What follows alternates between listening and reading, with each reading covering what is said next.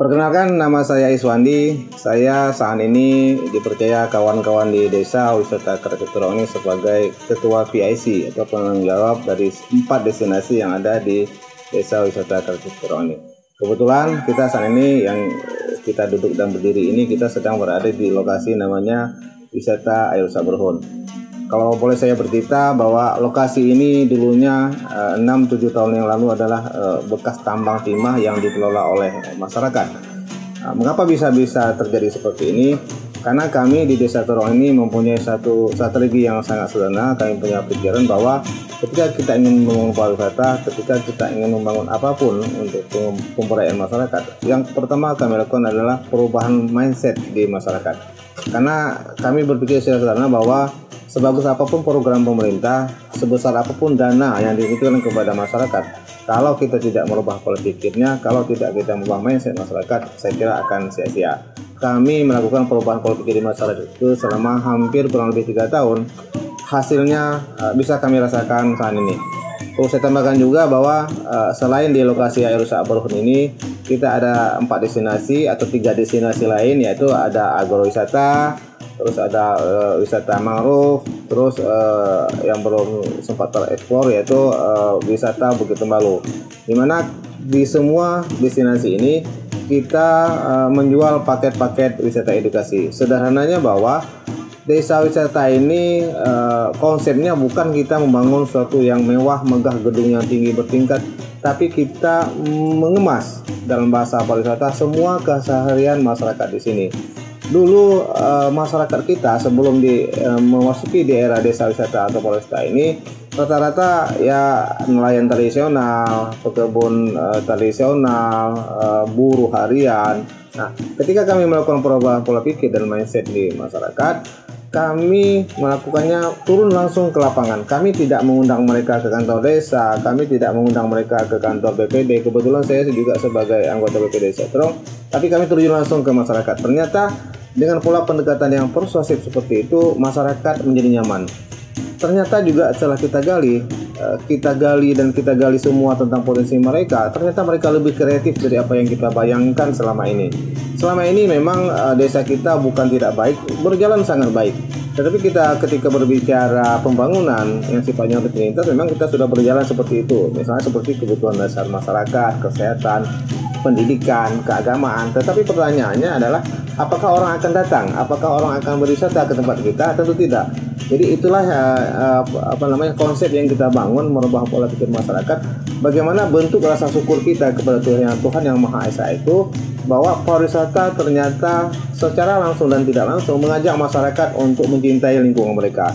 Seperti misalnya di lokasi mangrove, selain kita ada paket wisata mencari kerang, memancing, kita juga ada paket wisata edukasi menanam bibit mangrove. Di situ kita mempunyai tujuan bahwa untuk generasi muda, tamu dan masyarakat yang mengelola itu sama-sama belajar bahwa lingkungan adalah hal yang terpenting ketika kita berbicara pariwisata. Apalagi ini adalah desa wisata yang semuanya 100% penuh dengan kearifan lokal, penuh dengan budaya, tari-tarian, begitu juga dengan budaya.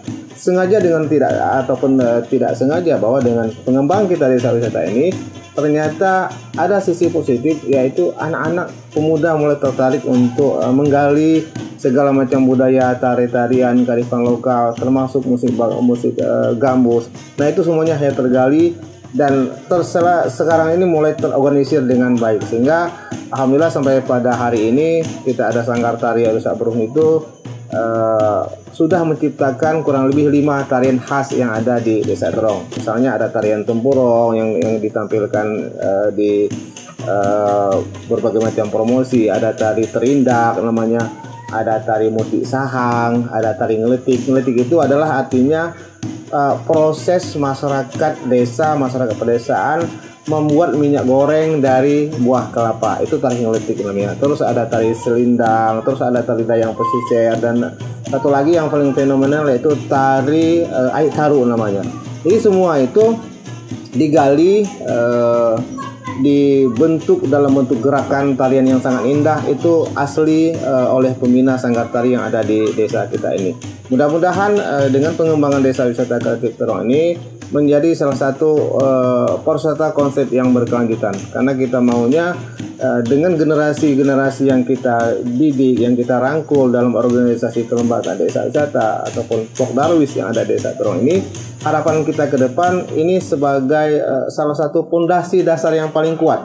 Bagaimana ke depan anak-anak kita di desa ini tidak perlu jauh-jauh berurbanisasi ke kota, tapi mereka bisa berbuat, mereka bisa berkarya, mereka bisa berinovasi, mereka bisa melakukan berbagai macam kreasi untuk memajukan desa wisata Krecek Terong ini.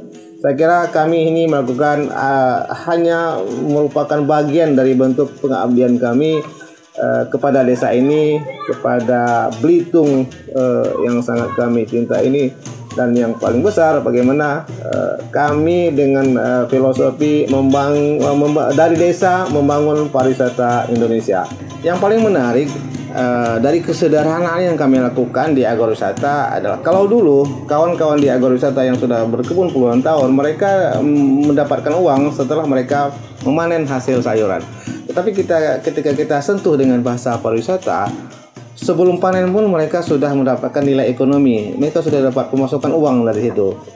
Seperti apa contohnya? Karena kami menjual, salah satunya adalah paket wisata edukasi menanam bibit sayur. Hebatnya lagi, bibit sayur yang ditanam itu, paket wisata yang kita jual itu, selain mereka sudah mendapatkan nilai tambah dari situ, tapi hasil bibit sayur yang ditanam oleh wisatawan itu berapa minggu kemudian memanennya itu dipanen langsung oleh teman-teman atau anggota-anggota komunitas di agrowisata itu. Karena mengapa? Karena wisatawan setelah melakukan paket wisata edukasi itu tentu mereka pulang ke tempat mereka dan ke tempat asal mereka. Dan perlu saya tambahkan bahwa sampai pada hari ini, sebelum era COVID melanda kita, wisatawan mancanegara yang sudah berkunjung ke desa wisata kita ini sudah berasal dari 14 negara. Itu sangat luar biasa. Ada yang dari Amerika, ada yang dari Swedia, ada yang dari Finlandia, ada yang dari Korea, ada yang dari Malaysia, ada yang dari Singapura, ada yang dari Cina, ada yang dari Jepang. Wisatawan itu datang. Bahkan yang paling unik, yang dari Jepang itu mereka sampai nginap di homestay kita ini selama 11 hari 10 malam.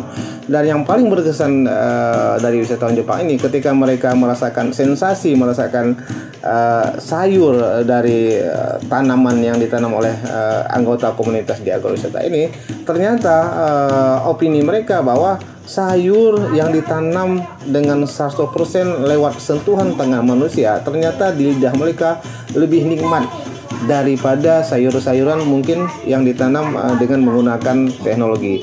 Dan inilah adalah salah satu pembelajaran bagi kita semua bahwa kontribusi kita manusia lingkungan itu sangat berperan dalam menyehatkan bangsa ini, dalam menyehatkan kehidupan kita ini, bahwa manusia adalah kunci utama, faktor utama bagaimana kita melestarikan lingkungan dan menjaga kearifan lokal yang selama ini ternyata sudah di jalur benar yang kita lakukan, bagaimana mengedukasi masyarakat untuk melestarikan lingkungan dan melakukan penanaman sayur dengan tidak berpindah-pindah. Saya kira itu yang dapat kami sampaikan dan terima kasih.